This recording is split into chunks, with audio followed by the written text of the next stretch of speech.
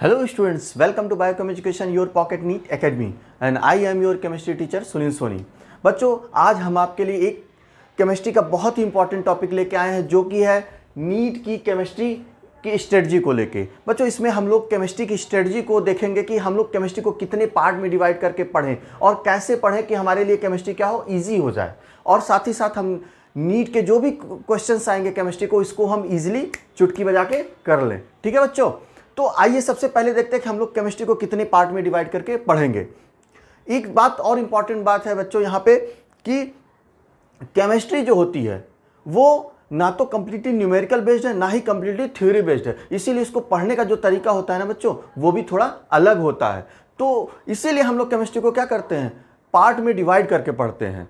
देखा जाए अगर तो जनरली हम लोग केमिस्ट्री को 3 पार्ट में डिवाइड करेंगे, फिजिकल केमिस्ट्री, इनऑर्गेनिक केमिस्ट्री और ऑर्गेनिक केमिस्ट्री। अब आइए वन बाय वन देखते हैं कि फिजिकल, इनऑर्गेनिक और ऑर्गेनिक का पढ़ने का तरीका क्या है। अगर बच्चों फिजिकल केमिस्ट्री की बात की जाए तो आप सबको पता है कि फिजिकल केमिस्ट्री में कौन कौन से चैप्टर्स आते हैं, like atomic structure, chemical bonding, redox reaction, electrochemistry, thermodynamics, surface chemistry जैसे चैप्टर्स आते हैं। और अगर इन चैप्टर्स की बात की जाए तो इन चैप्टर्स के जो 11th के मोस्टली पार्ट्स हैं उसमें केमिस्ट्री के बेसिक्स हैं। अगर वो चैप्टर्स हमको अच्छे से क्लियर नहीं होंगे तो केमिस्ट्री हमारे लिए थोड़ा टफ हो जाएगी। तो सबसे पहली बात कि इन चैप्टर्स को हम लोग को क्या करना है, अच्छे से क्लियर करना है, इनके कॉन्सेप्ट को क्लियर करना है। और उसके लिए क्या करना होगा बच्चों, हमको बहुत ही मेहनत करनी पड़ेगी। लाइन बाय लाइन हम लोग को एनसीईआरटी को पढ़ना पड़ेगा। ठीक है। अब दूसरी बात यह है बच्चों कि जो इनऑर्गेनिक केमिस्ट्री है वो कंप्लीटली कॉन्सेप्ट बेस्ड है। कैसा है, कॉन्सेप्ट बेस्ड है। इसमें मतलब कॉन्सेप्ट है। अब जब कॉन्सेप्ट होगा तो साथ ही साथ उसके क्या आते हैं, फार्मूलाज आते हैं।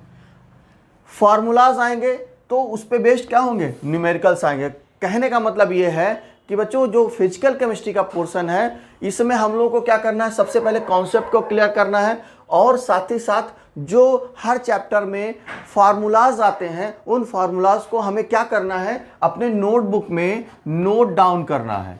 ठीक है, ये सबसे इंपॉर्टेंट बात है बच्चों, आप इसको छोड़िएगा मत। आप जरूर हर चैप्टर का चैप्टर वाइज ध्यान दीजिएगा, ऐसा नहीं कि एक साथ ही लिखते जाए। चैप्टर वाइज आपको क्या करना है कि सारे फार्मूलाज को नोट डाउन करना है। उसके बाद बच्चों क्या करना है, उन फार्मूलाज का एप्लीकेशन करना है on the numerical.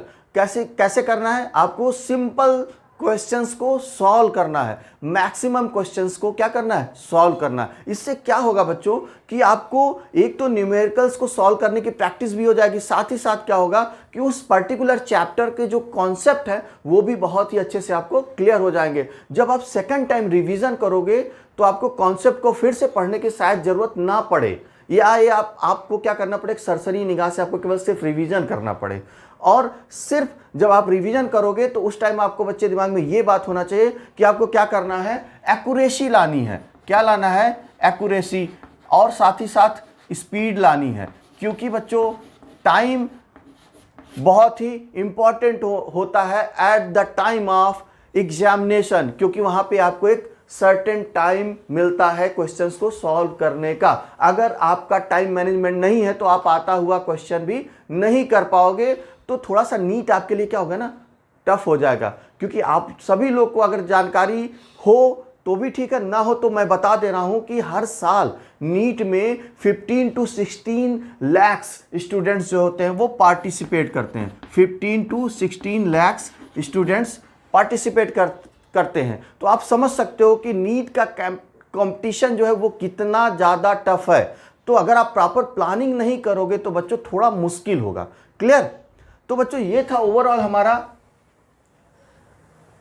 Physical chemistry का पोर्शन की इसको कैसे पढ़ें। साथ ही साथ एक इंपॉर्टेंट बात और बच्चों, एनसीईआरटी को करना क्या है कि आपको एनसीईआरटी के कॉन्सेप्ट को पहले पढ़ना है, फार्मूला को नोट करना है, उसके बाद आपको वीडियो लेक्चर्स को देखना है। हम लोग जो पढ़ाएंगे, हमारी जो सारी फैकल्टीज पढ़ाती हैं, तो आपको हर सब्जेक्ट में यही करना है और स्पेशली केमिस्ट्री में भी यही करना है कि आपको फार्मूला को नोट करना है, साथ ही साथ आपको एनसीईआरटी को पढ़ना है। उसके बाद आपको क्या करना है, वीडियो लेक्चर्स को देखना है। जब आप वीडियो लेक्चर्स को देखोगे तो आपको कॉन्सेप्ट एकदम क्लियर हो जाएगा। फिर आप क्या करोगे, फिर आप बैक में जाके आप एनसीईआरटी के चैप्टर्स को जो पर्टिकुलर आप पढ़े हो वीडियो लेक्चर के थ्रू, आपको फिर से उसको क्या करना है, फिर से पढ़ना है, लाइन बाय लाइन पढ़ना है, और उस पे बेस्ड क्वेश्चन को क्या करना है, मैक्सिमम टाइम सॉल्व करना है। ठीक है, इससे क्या होगा कि आपके सारे कॉन्सेप्ट एकदम क्लियर हो जाएंगे और फिजिकल केमिस्ट्री में बच्चों आपको कोई भी प्रॉब्लम नहीं होगी। अगर इनऑर्गेनिक केमिस्ट्री की बात करें बच्चों, तो इसमें कौन कौन से चैप्टर्स आते हैं आप लोगों को भी पता है। S block, P block elements, D and F block element, ये सारे चैप्टर। साथ ही साथ बच्चों कोऑर्डिनेशन,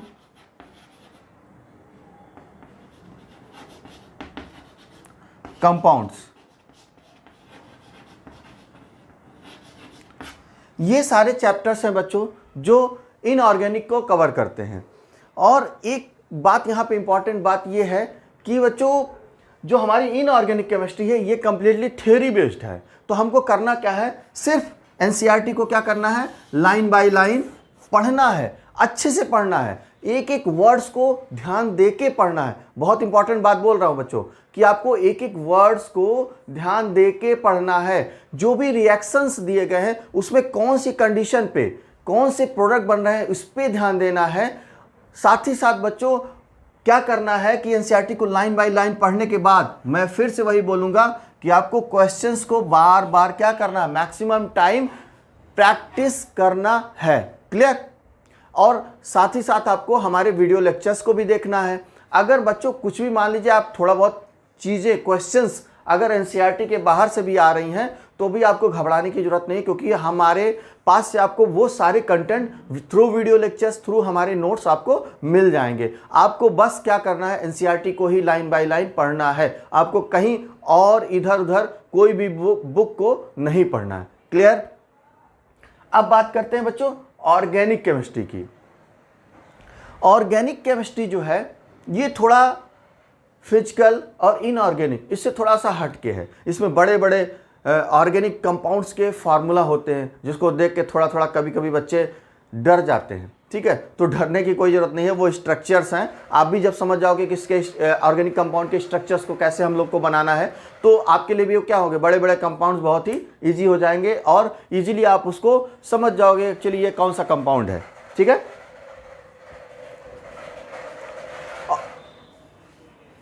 ऑर्गेनिक केमिस्ट्री में बच्चों सबसे पहली चीज जो है क्या है कि ये तो थ्योरी है ही है, साथ ही साथ इसमें क्या है, कॉन्सेप्ट्स भी हैं। क्या है, कॉन्सेप्ट्स भी हैं। तो सबसे पहला पॉइंट क्या है कि इसके जो ऑर्गेनिक केमिस्ट्री के कॉन्सेप्ट्स हैं उनको भी क्या करना है, हमको अच्छे से क्लियर करना है। और साथ ही साथ यहाँ पे मैंने एक टर्म लिखा है GOC, इसका मतलब है जनरल ऑर्गेनिक केमिस्ट्री। मतलब जो हमारी जनरल ऑर्गेनिक केमिस्ट्री है जो कि क्लास 11th में दी गई है और उसमें बेसिकली क्या है कि ऑर्गेनिक केमिस्ट्री के बेसिक्स हैं उसको हमें बहुत ही अच्छे से पढ़ना है। अगर ये GOC हमारा क्लियर हो गया, अच्छे से उसके कॉन्सेप्ट्स हमारे क्लियर हो गए तो हमारे लिए ऑर्गेनिक केमिस्ट्री क्या होगी, बहुत ही ज़्यादा ईजी हो जाएगी और हम उसको ईजिली उसके क्वेश्चंस को क्या कर पाएंगे, सॉल्व कर पाएंगे।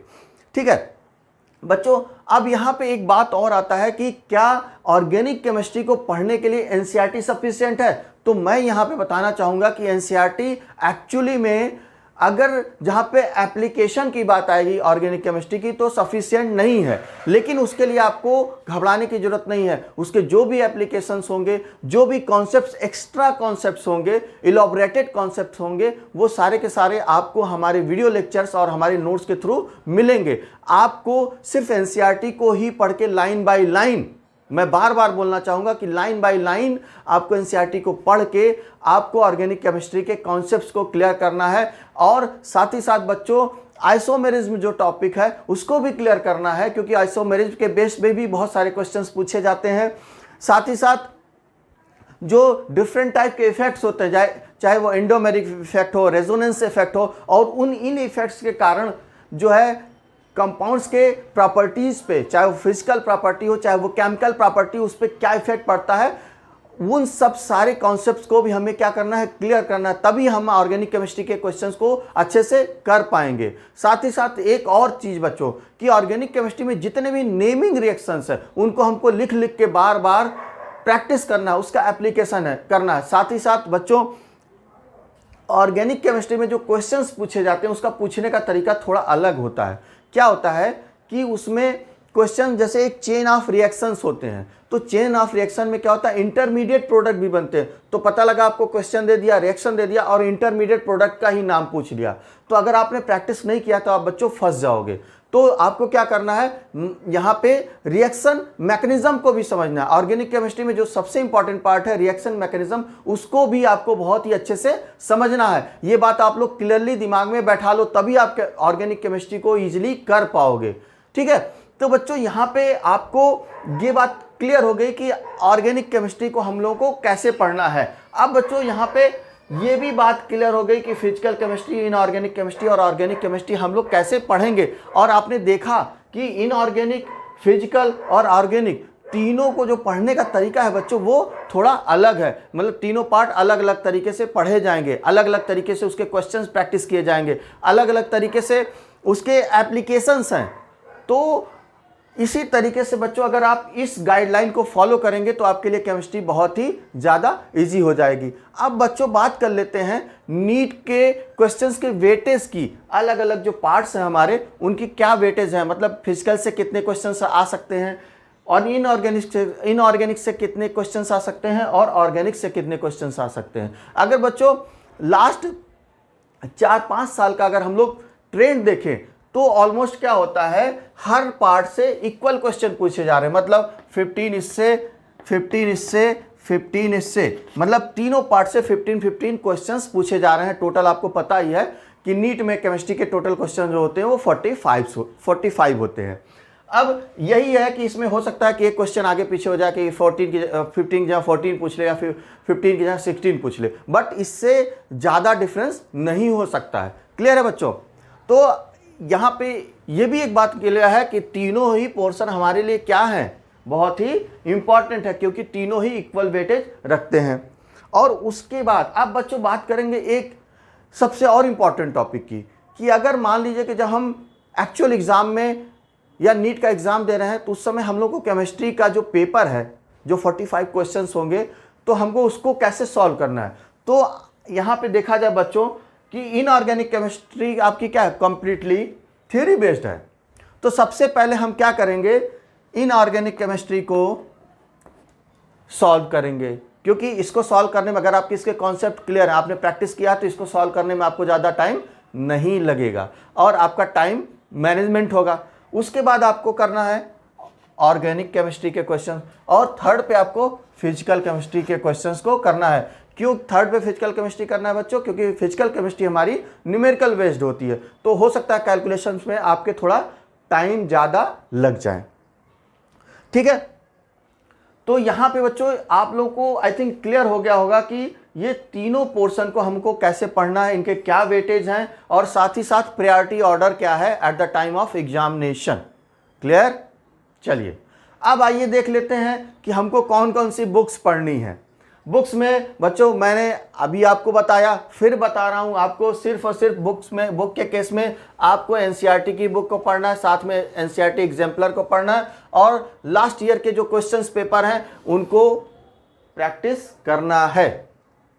साथ ही साथ हमारे वीडियो लेक्चर्स और हमारे नोट्स को फॉलो करना है और हमारे जो टेस्ट सीरीज है बच्चों उसको भी आपको फॉलो करना है, क्योंकि हमारे जो टेस्ट सीरीज है बच्चों वो बहुत ही वेल रिसर्च्ड टेस्ट सीरीज है, जिसमें आपको क्या है एक एक कॉन्सेप्ट को, एक एक टॉपिक को लेके बहुत ही अच्छे से जो लास्ट ईयर के क्वेश्चंस पूछे गए उसके बेस पे ही हमारे क्वेश्चंस टेस्ट सीरीज के बनाए गए हैं। ठीक है, नेक्स्ट पॉइंट उसके बाद क्या है बच्चों कि हमको रिवीजन भी 10 to 12 टाइम ऑफ एनसीईआरटी। आप ध्यान समझिएगा कि from the beginning of your study till the examination आपको क्या करना है, आपको पूरी एनसीईआरटी की बुक को line by line 10 to 12 time क्या करना है, रिवीजन करना है। क्लियर? साथ ही साथ एक और इंपॉर्टेंट बात बच्चों, टाइम मैनेजमेंट। अब टाइम मैनेजमेंट जो की बात हम इसलिए कर रहे हैं क्योंकि अगर आप टाइम मैनेजमेंट नहीं करोगे तो कोई भी कंपटीशन आप लाइफ में दो, आपके लिए क्या होगा, थोड़ा वो कंपटीशन मुश्किल हो जाएगा। क्योंकि ना तो आपकी स्पीड होगी और ना ही आपकी क्या होगी, एक्यूरेसी होगी।